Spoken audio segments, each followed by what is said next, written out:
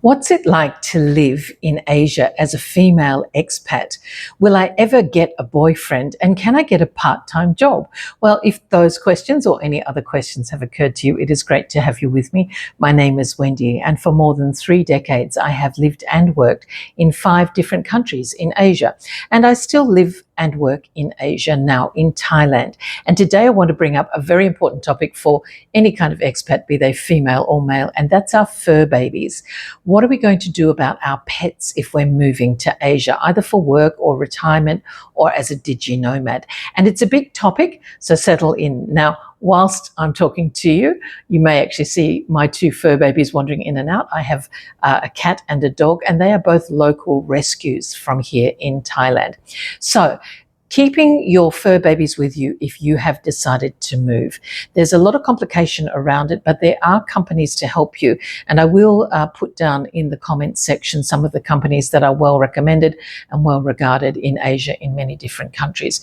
But keep in mind this, if you move to Asia and you've got your fur babies with you, or if you come to Asia and you're going to leave, you're going to need to think about vaccines about your home country. I know that sounds really odd, but let me give you an example, okay? When I moved to Hong Kong, one of the times I moved to Hong Kong, we took our cat, Ming the Merciless, with us to Hong Kong from Australia. And the thing about going to Hong Kong was that we had to get vaccines that would allow for, if we returned to Australia, the cat would have the right vaccination. Now, as it turned out, Ming lived a long life in Hong Kong and passed away in Hong Kong, so Ming never returned to Australia. But in order for us to be sure that should something go wrong with the situation and we decided to move home, that Ming would be allowed back in. So if you're going to move temporarily to Asia, or you're not exactly sure how long you're going for, keep in mind that if you decide to return to your home country, you need to think, what are the requirements of my home country? And places like Australia and New Zealand are very, very strict. In any countries that don't have any rabies or anything like that, they're going to be very, very strict. So even though moving your pet to Asia might not be difficult, if the situation arises where you need to move back or move to a different country, you need to think well in advance of that.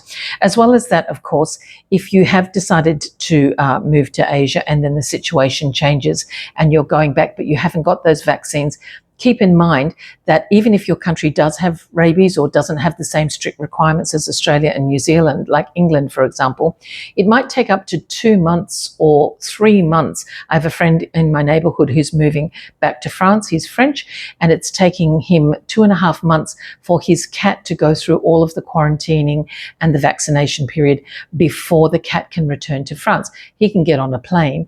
The cat is not so easy. So you really need to think about those types of things.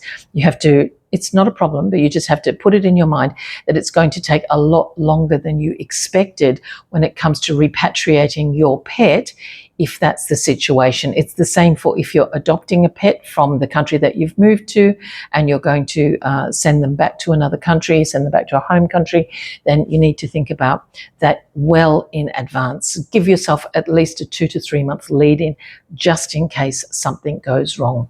So the other thing you need to think about if you're moving to Asia is accommodation.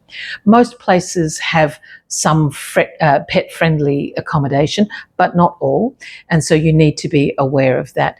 Different cultures have different kind of feelings about pets.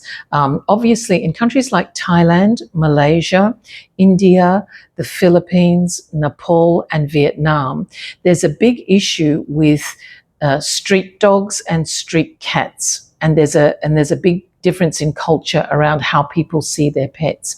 So you need to keep that in mind. The accommodation, you think, oh, but my pet is really well trained and blah, blah, blah. But the local people may not see it that way. They are very accustomed to stray animals and wild animals. So they don't have the same kind of sense as pets as family sometimes that we are used to. And that's something that you need to think about. So even if you tell the people that, you know, your real estate agent, it's a small dog, you might struggle to find some accommodation. So make sure you check out the pet friendliness of the place that you're moving to. There's plenty in Thailand, there's plenty of hotels that are pet friendly, but again, it also depends on the size of the animals. I have other friends who are here from South Africa. They brought their Rottweilers with them. They're big dogs and they need some space, but finding accommodation that will allow for that has been a little bit tricky for them. They did find something, but it just takes a little bit longer, and you might be required to pay a little bit extra because the feeling isn't the same.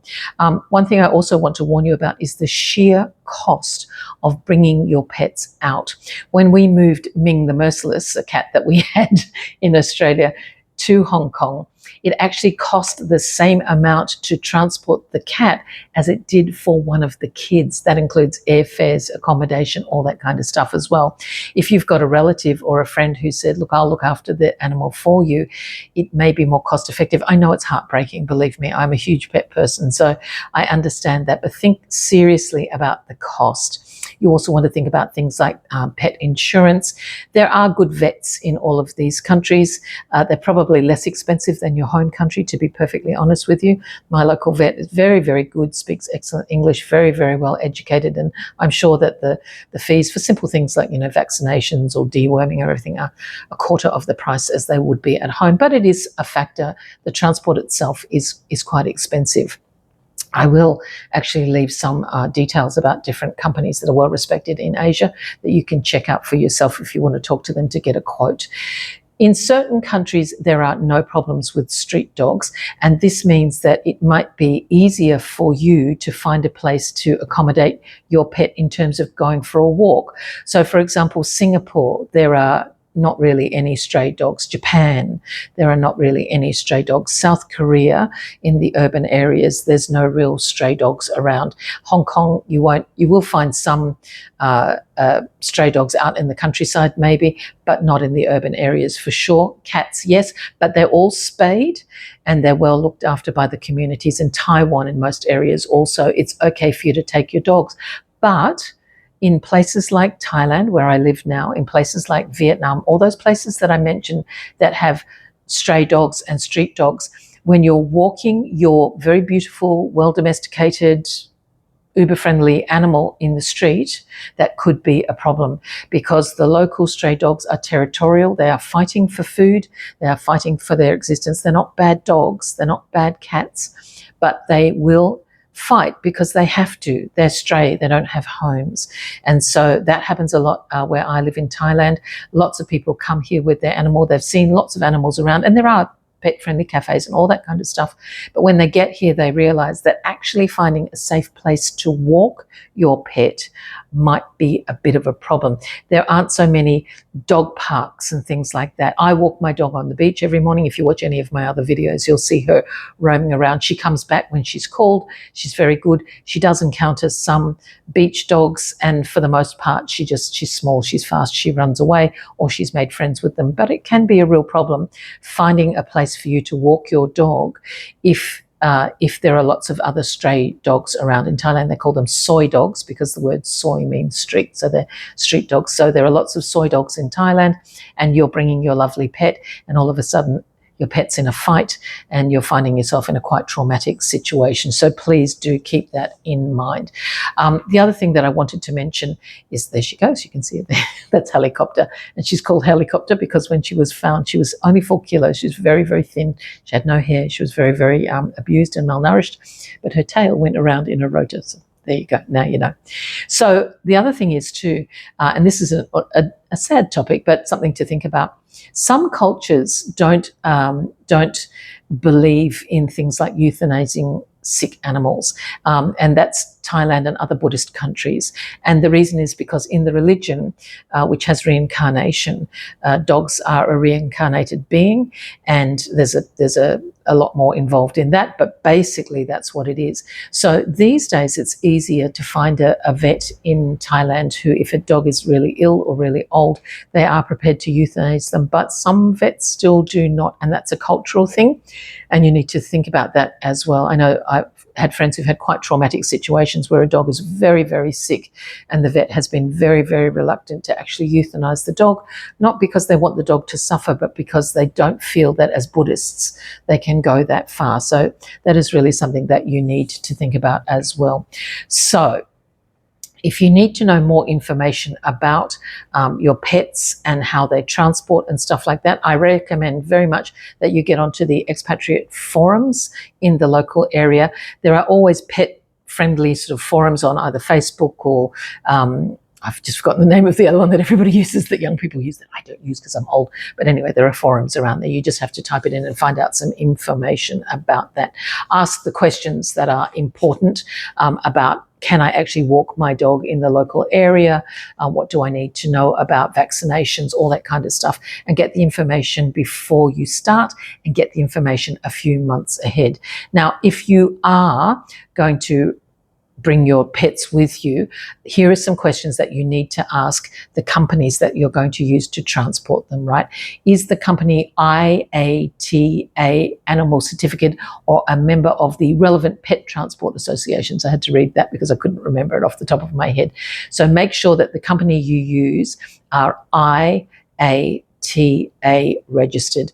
Do they handle the import and export permits as well as the quarantine and any vaccinations? Because some companies will do it all for you for a fee. If they don't have the right sort of certification, you're just throwing your money away, essentially. Do they offer door-to-door service? So I have picked up a pet in an airport. You have to go to a sort of a different part of the airport. The pet comes through as cargo in a different way. I've done that twice.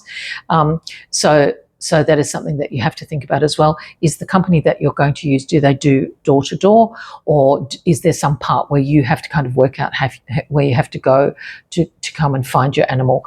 What airlines do they work with? Now, I know that some airlines will allow for small animals like cats.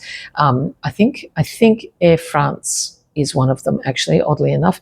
They will allow for a cat to go in a cabin, believe it or not even as cargo. But a lot of the animals go in cargo. And I tell you what, it's pretty distressing for the animals.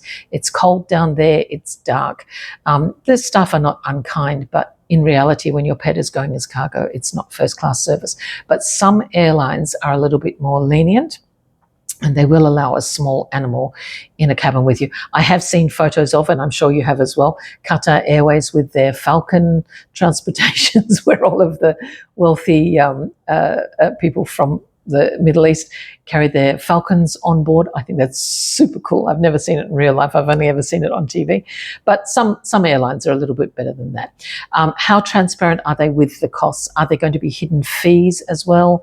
Make sure you have a complete breakdown of everything that you need before you start signing away your money, because these things can be super expensive. And what are the reviews like? Check out other people's information, and that is really something that you need to do. Think about other people's recommendations of companies that they've used. As I said, I will put the details of some of the well-known pet relocation companies down underneath this video. And if you've got any other questions about pet relocation or anything to do with the expatriate lifestyle at all, please do leave a comment below. I would really appreciate it if you would subscribe or just click a little like on there.